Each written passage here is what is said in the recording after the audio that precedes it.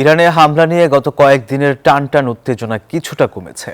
Saudi আরব ও কাতার সহ উপসাগরীয় মিত্রদের অনুরোধে শেষ মুহূর্তে পিছু হটেছেন মার্কিন প্রেসিডেন্ট ডোনাল্ড ট্রাম্প। তবে জাতিসংঘে পাল্টাপাল্টি হুঁশিয়ারি দিয়েছে ওয়াশিংটন ও তেহরান। হোয়াইট হাউস বলছে, বিক্ষোভ দমনে হত্যাযজ্ঞ বন্ধ না হলে কঠিন পরিণতির জন্য প্রস্তুত থাকতে হবে। আপাতত পরিস্থিতি পর্যবেক্ষণের নীতি নিয়েছে যুক্তরাষ্ট্র।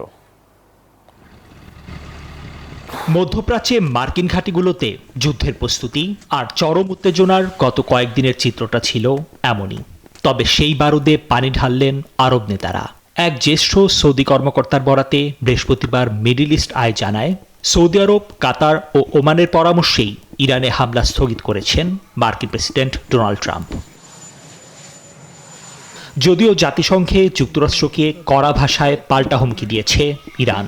নিরাপত্তা পরিষদে তেহরান সাফ জানিয়েছে, যে কোনো আগ্রাসনের কড়া জবাব দেওয়া হবে। বিপরীতে মার্কিন দূতের দাবি, ইরানি জনগণকে বাঁচাতে সব প্রস্তুতি নিয়ে রেখেছে তার দেশ।